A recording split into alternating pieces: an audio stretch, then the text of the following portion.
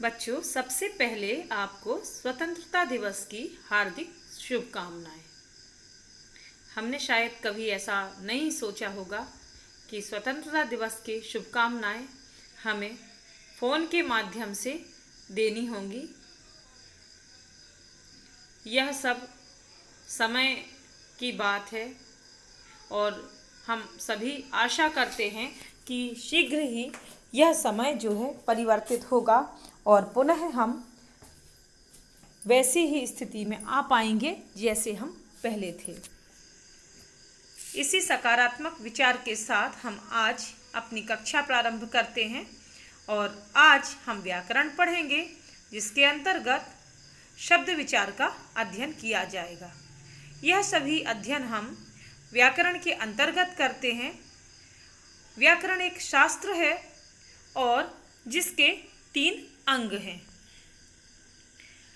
आइए हम व्याकरण के इन तीनों अंगों के विषय में जानें। पहला है शब्द विचार, वर्ण विचार, दूसरा है शब्द विचार और तीसरा है वाक्य विचार।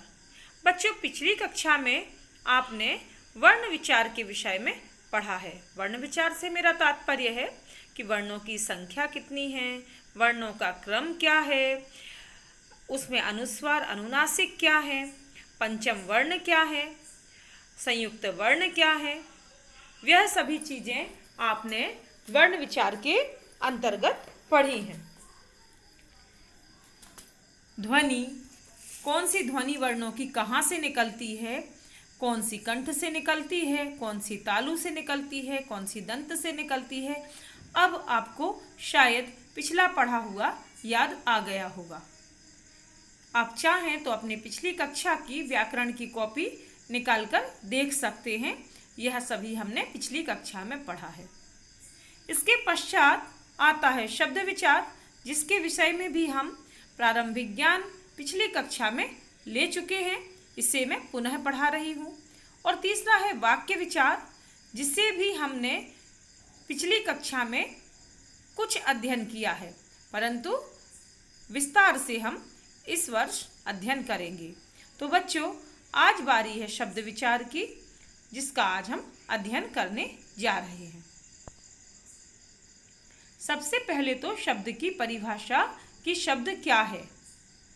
वर्णों के सार्थक समूह को जिसका कोई निश्चित अर्थ निकल सके उसे हम शब्द कहते हैं। बच्चों, यह बात ध्यान रखने की है कि यदि किसी शब्द का सार्थक अर्थ नहीं निकले तो हम उसे शब्द नहीं कह सकते। उदाहरण है विद्यालय, पिता, ग्रह, रात, वृक्ष, नदी।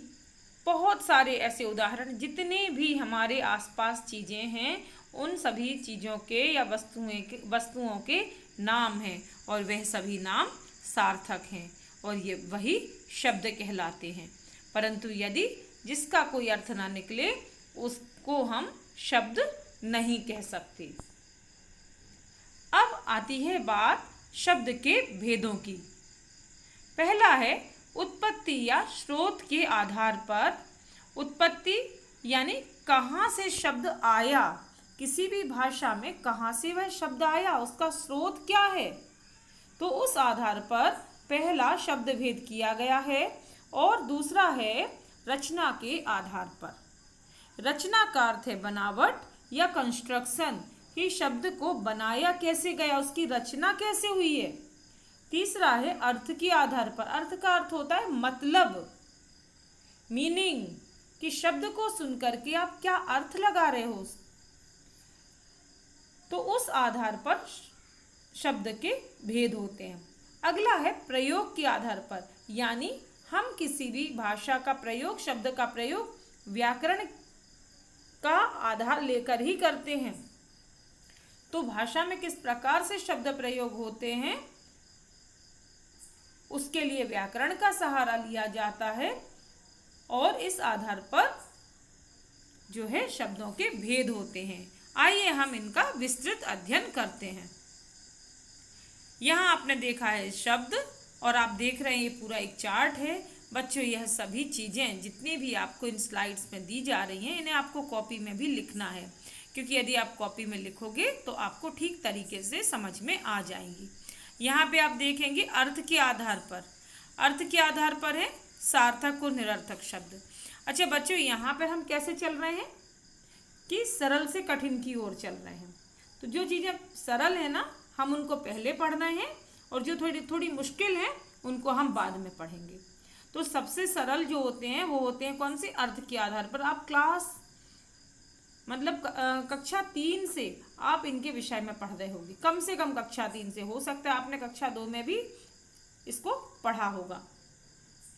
अर्थ के आधार पर होते हैं सार्थक शब्द और निरर्थक शब्द। अब देखिए, सार्थक शब्द जिनसे कोई अर्थ निकल सके, और निरर्थक जिनका कोई अर्थ ना हो। तो सबसे पहले आप निरर्थक ही समझ लीजिए, फिर सार्थक को हम विस्तार से समझाएंगे क्योंकि वे 5 हैं। निरर्थक जैसे चाय के साथ हम बोल देते ना, चाय वाय लाओ, पानी वानी पिलाओ,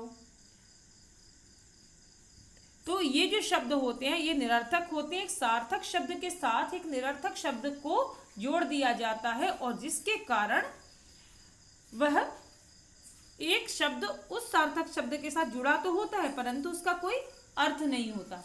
तो जो सार्थक शब्द होते हैं उनका अर्थ होता है, परंतु निरर्थक का कोई अर्थ नहीं होता। अब देखिए, सार्थक जो होते हैं, सार्थक मतलब जिनका कोई अर्थ है, तो उसमें कुछ शब्द होते हैं एकार्थ। एकार्थ मतलब जिनका एक ही अर्थ होता है, जैसे पेड़, इसका एक ही अर्थ है। अनेकार्थी, एक तो होगा एकार्थी, मतलब एक शब्द जिसका एक ही अर्थ है, आप उसका और कोई अर्थ नहीं निकाल सकते, है ना। नदी, नदी का एक ही अर्थ है, आप उसको ऐसा नहीं बोल सकते कि कोई दूसरी चीज को भी नदी बोलेंगे, नदी को नदी ही बोलेंगे बस, और किसी चीज को नदी नहीं बोलेंगे।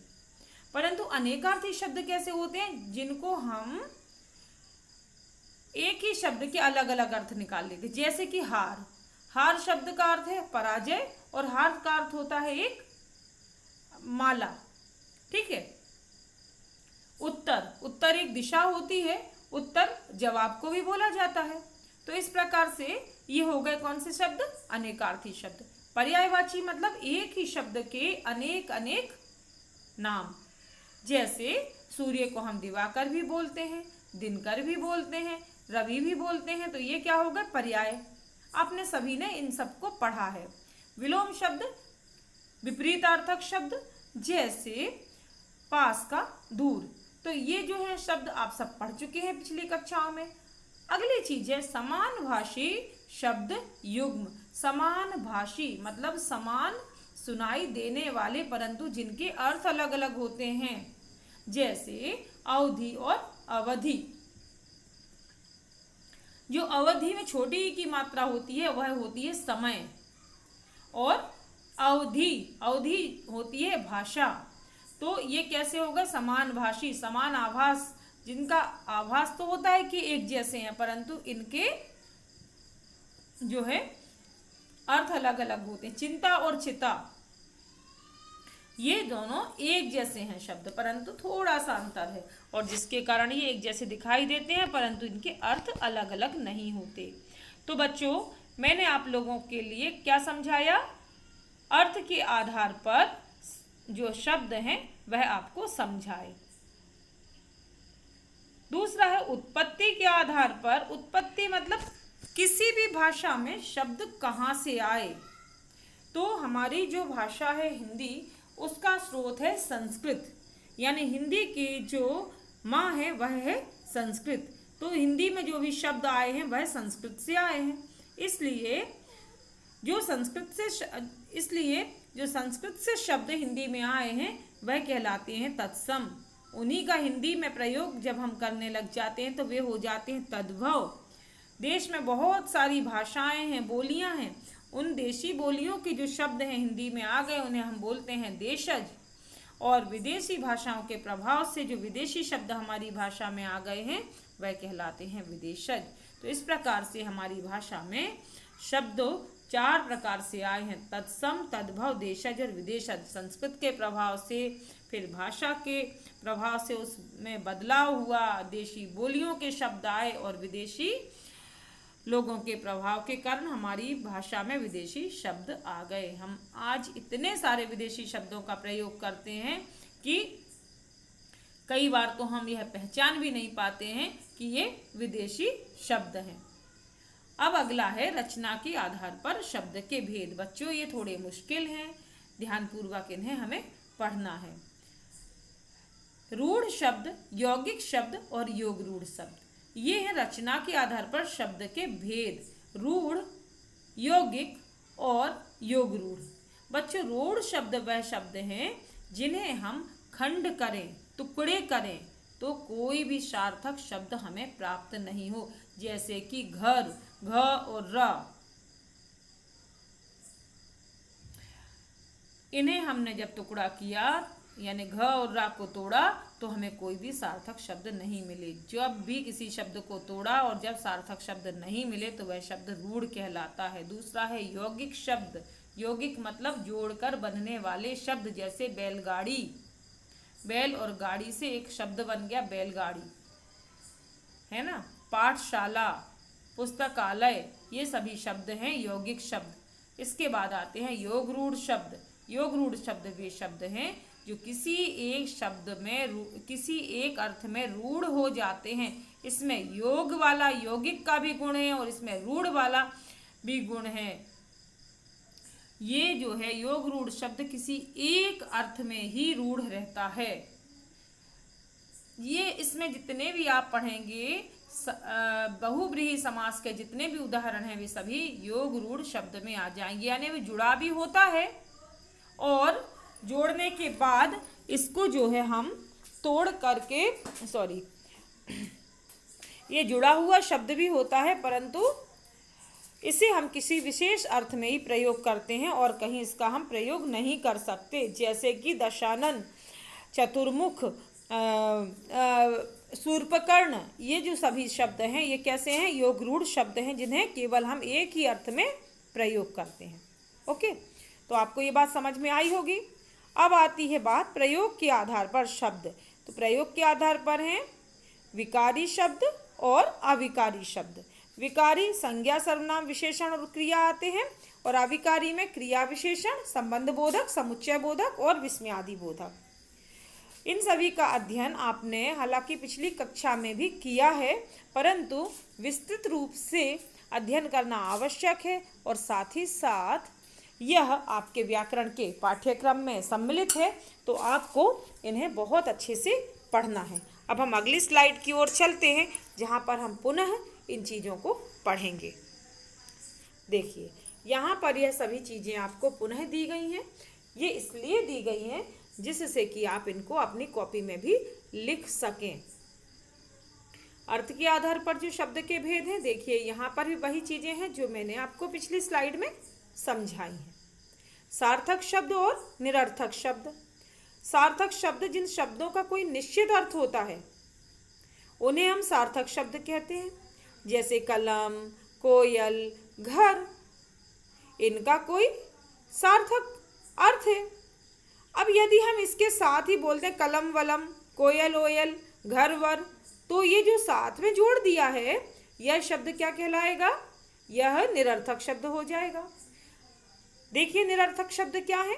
जिन शब्दों का कोई अर्थ नहीं होता उन्हें हम निरर्थक शब्द कहते हैं। जैसे चाय के साथ क्या आ गया? चाय वाय, रोटी बोटी, पानी वानी, ठीक है। तो पानी के साथ वानी लग गया, चाय के साथ वाय लग गया, रोटी के साथ बोटी लग गया, तो ये सभी शब्द क्या हैं?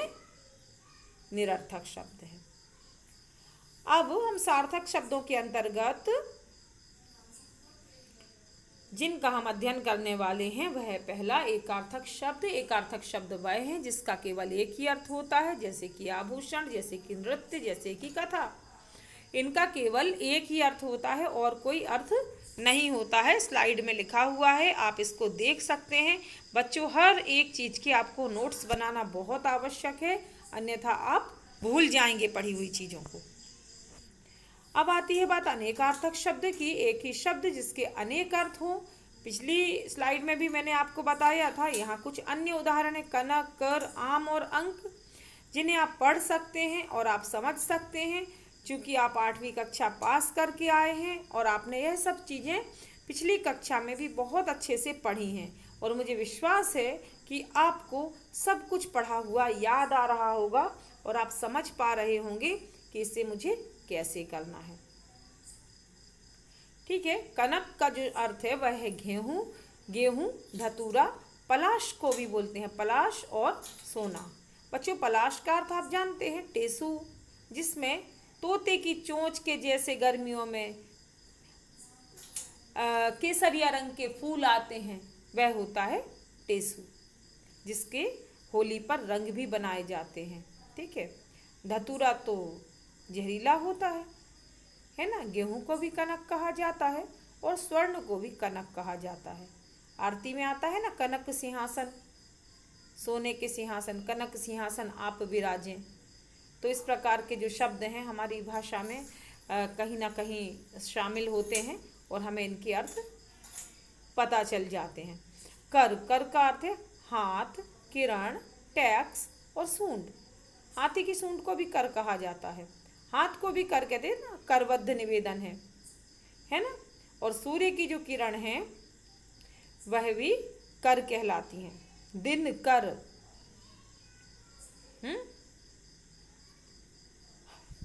टैक्स को भी कर कहा जाता है, राजस्व जो सरकार को दिया जाता है उसको भी हम कर बोलते हैं। अब आती है बात पर्यायवाची शब्द की। ये सभी आप पहले भी पढ़ चुके हैं, आपको पता है एक ही चीज के अनेक नामों को हम पर्याय कहते हैं, अलग अलग नाम को हम, या जो शब्द जिनका अर्थ समान होता है उन्हें हम पर्यायवाची कहते हैं। जैसे गणेश, जिनको हम विनायक भी कहते हैं, गजानन, लंबोदर, गणपति। कमल को जलज, पंकज, नीरज, सरोज, अंबुज, वारिद, वारिज, बहुत सारे नाम हैं। अरविंद, ये सभी नाम कमल के हैं। इसके बाद आती है बात विलोम शब्द की। विलोम का अर्थ होता है उल्टे शब्द, विपरीत अर्थ देने वाले शब्द, विरुद्ध अर्थ देने वाले शब्द। यह सभी जो है क्या कहलाते हैं? यह सभी विलोम शब्द कहलाते हैं। इन्हें हम भाषा समृद्ध करने की दृष्टि से इन्हें हम प्रयोग करते हैं। अब हम आगे चलते हैं अगली स्लाइड की ओर, जिसमें समानभाषी युग्म शब्द हैं। समानभाषी युग्म शब्द जो होते हैं वह कैसे होते हैं? जो देखने में तो एक जैसे लगते हैं परंतु जिनके अर्थ एक समान नहीं होते, इन्हें हम बोलते हैं समानभाषी शब्द युग्म। जैसे अवधि और अवधि का मैंने आपको उदाहरण बताया था। अवधि और अवधि, चिंता और चिता और दिन और दीन, ये कुछ उदाहरण हैं जिनके द्वारा आप समझ सकते हैं कि ये शब्द एक जैसे दिखाई दे रहे हैं परंतु इनके अर्थ एक जैसे नहीं होते हैं। अब आती है बात उत्पत्ति के आधार पर शब्दों की।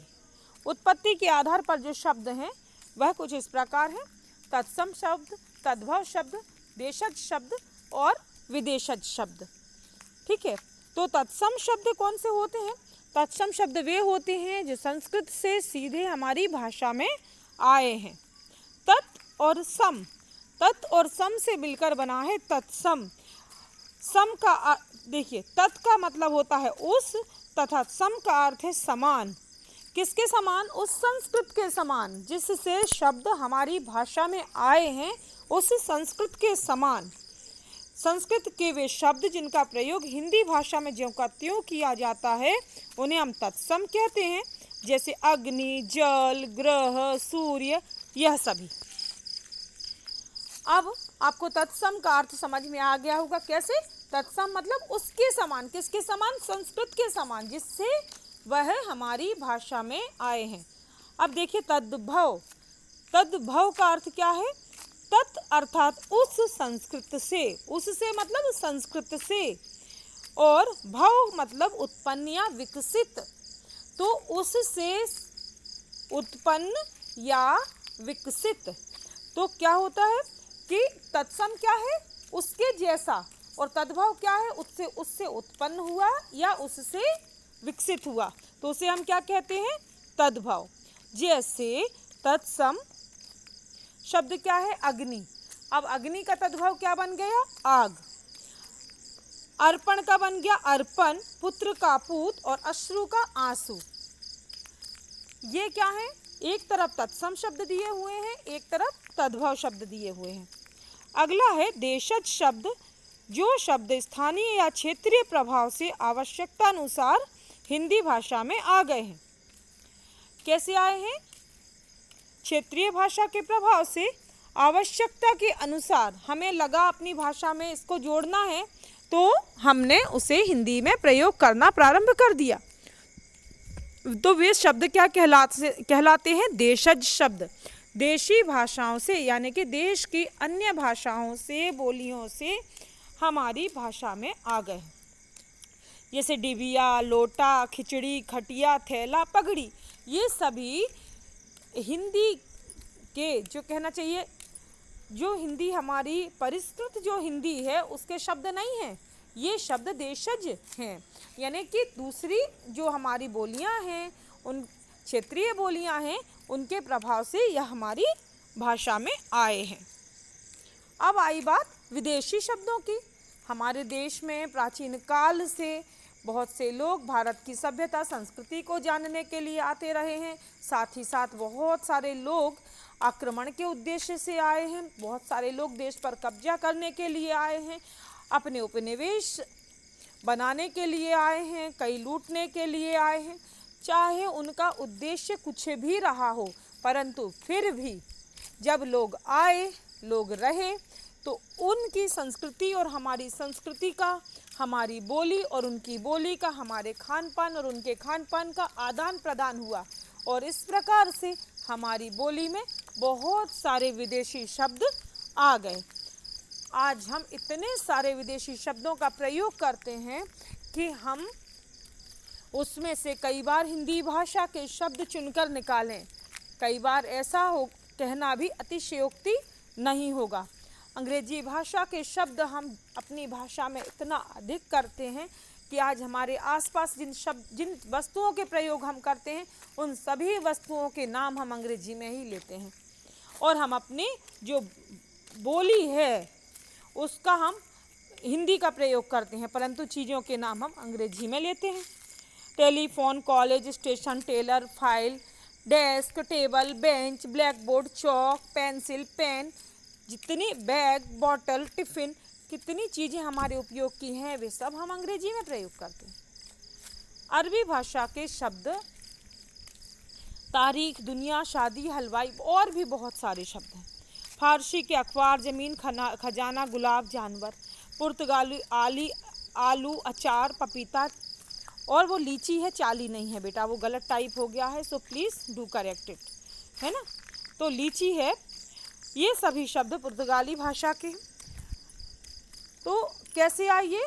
मैंने आपको बताया कि किसी भी कारण से वह आए हों शब्द हमारी भाषा में, परंतु यानी विदेशी आक्रांता, किसी भी विदेशी आक्रांताओं के आने के कारण हो, चाहे वे उपनिवेश बनाने के लिए आए हों, चाहे व्यापार व्यवसाय के लिए आए हों, चाहे वो संस्कृति को जानने के लिए आए हों, परंतु फिर भी उनके आने से हमारी भाषा में नए शब्द आए, और इस प्रकार से हमारी भाषा में बहुत सारे शब्दों के प्रयोग बढ़े।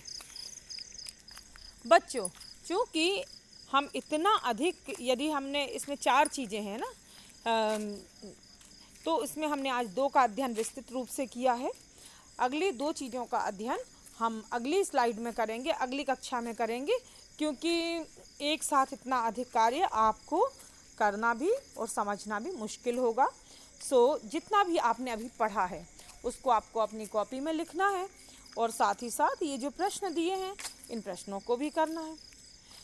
ये कार्य आपको व्याकरण की समझ पैदा करने के लिए बहुत काम आएगा। सो इसको आप बहुत अच्छे से अपनी कॉपी में कीजिए। कॉपी एक ही बनाइए, अलग अलग कॉपी मत बनाइएगा। जितना भी व्याकरण का कार्य करना है वह सभी एक ही कॉपी में करना। तो पहला क्वेश्चन है हमारा, शब्द को परिभाषित कीजिए। यानी शब्द की क्या परिभाषा है उसको आपको लिखना है। दूसरा है शब्द के भेद लिखिए। शब्द के भेद कौन कौन से होते हैं, है ना, वो आपको लिखना है। शब्द के कितने भेद होते हैं वह आपको इसमें लिखना है। आप इसके लिए दोबारा भी सुन सकते हो। तीसरा है शब्द के आधार पर अर्थ के आधार पर शब्द के कितने भेद होते हैं और उन्हें उदाहरण सहित लिखना है। अर्थ के आधार पर शब्द के सभी भेद आपको उदाहरण सहित लिखना है और यह सभी कार्य आपको प्रश्न के उत्तर तो लिखना ही है, साथ ही साथ जितनी भी जो चीज़ें हैं सारी आपको लिखना है, अपनी कॉपी में समझना है। और यदि नहीं समझ में आए तो कृपया अपने प्रश्न बना कर रखें। जब ऑनलाइन कक्षा हो तो उसमें अपने प्रश्न मैसेज बॉक्स में टाइप करके भेजें या पूछें, है ना। तो यदि आप प्रश्न पूछेंगे तो मुझे खुशी होगी कि आप इस बात को समझ रहे हैं या आपको कहाँ परेशानी आ रही है तो वो मुझ तक पहुँचेगी आपकी परेशानी। ठीक है, तो बच्चों आशा है कि आपको यह कार्य समझ में आया होगा और आप अच्छे से इस कार्य को करेंगे। एक बार और आप सभी को स्वतंत्रता दिवस की बहुत बहुत शुभकामनाएं। आप सभी अपने घर में रहें, सुरक्षित रहें और अपने तरीके से स्वतंत्रता दिवस को घर में ही मनाएं। धन्यवाद।